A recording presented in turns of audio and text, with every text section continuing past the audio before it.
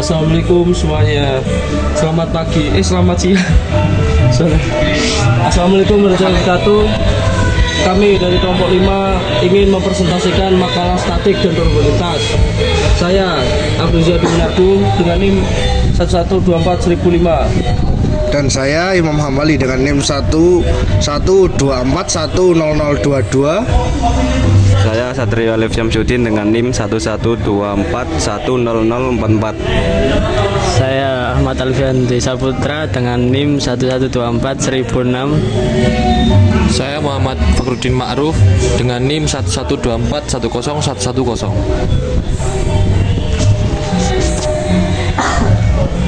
Mengapa kita membahas tentang distribusi normal baku dan hampiran normal binomial?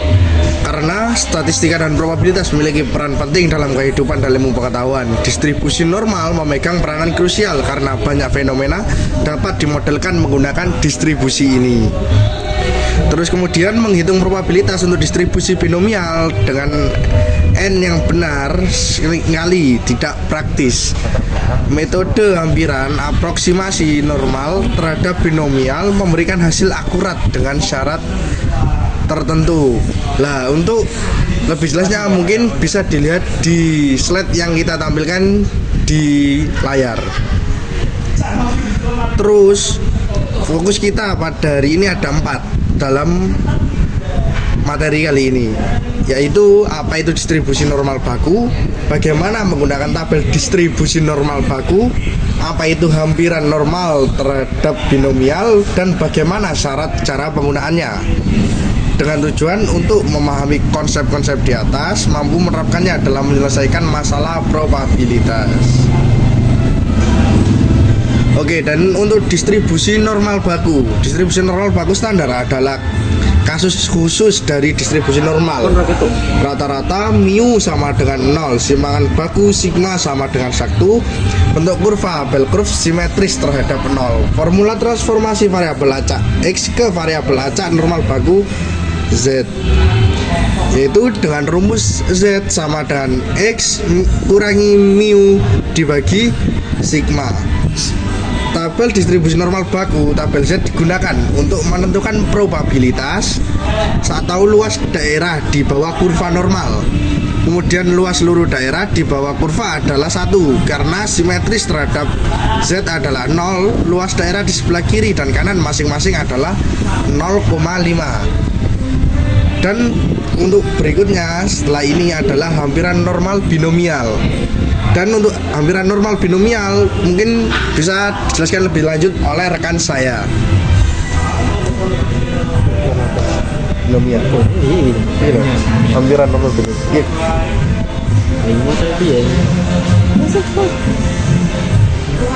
Untuk hampiran normal binomial, pertama-tama distribusi binomial digunakan untuk N percobaan Bernoulli yang bebas dengan probabilitas sukses P dan probabilitas gagal Q sama dengan 1 flat P. Jika N sangat besar, perhitungan menjadi rumit sehingga dihampiri oleh distribusi normal. Untuk syarat hampiran normal, 1 NP lebih dari 10 dan sama dengan 10, 2 NQ lebih dari sama dengan 10. Jika memenuhi syarat, distribusi normal yang digunakan memiliki rata-rata mu sama dengan NP. Simpangan baku sigma sama dengan akar NPG. Transformasi ke distribusi normal baku menjadi Z sama dengan X dikurangi NP dibagi akar NPQ.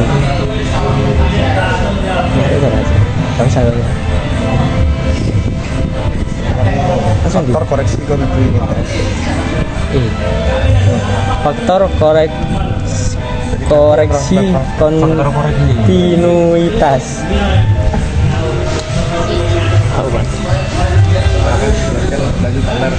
Faktor koreksi kontinuitas. Karena binomial adalah diskret dan normal adalah kontinu, digunakan koreksi sebesar kurang lebih 0,5. P X sama dengan X kecil. P X min 0,5 kurang dari X plus 0,5. P X variabel X lebih dari atau sama dengan X. P variabel X lebih dari X min 0,5. P variabel X kurang dari sama dengan X. P variabel X kurang dari X plus 0,5. P X lebih dari X. P variabel X lebih dari X plus 0,5. P variabel X kurang dari X. P variabel X kurang dari X negatif 0,5.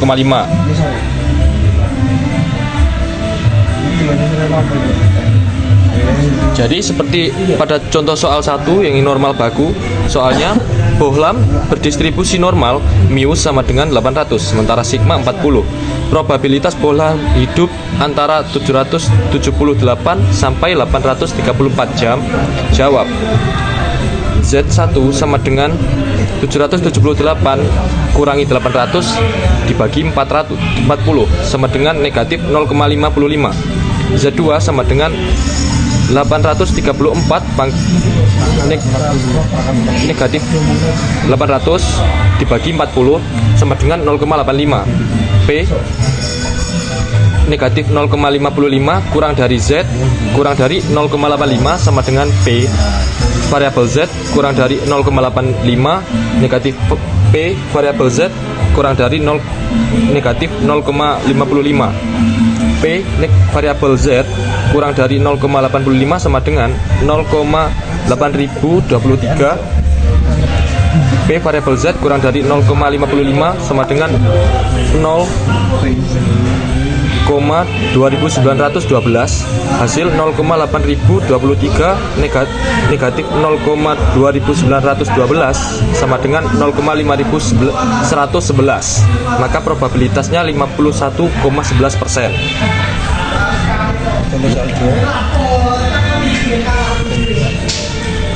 Langsung. Contoh kedua, contoh soal 2, hampiran binominal. 100% peluang sembuh 0,4 peluang yang sembuh kurang dari 30 orang. Cek syarat NP sama dengan 40, NQ sama dengan 60. Semuanya di atas 10 jadi aman.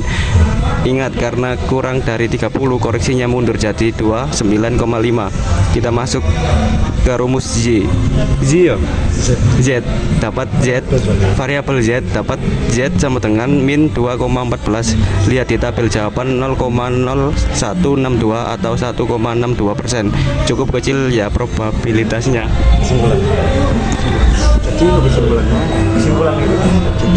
Jadi kesimpulannya pakai Z dan tabel Z biar hidup lebih mudah saat menghitung kurva normal.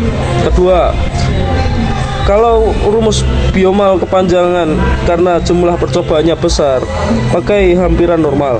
3. Jangan lupa syaratnya NP dan NQ sama dengan 10. Dan selalu ingat untuk menambah dan mengurangi 0,5 sebagai koreksi kontinuitas. Terima kasih semuanya sekalian dari kelompok 5. Jika ada pertanyaan silahkan di ya. Assalamualaikum warahmatullahi wabarakatuh. Dadah hei.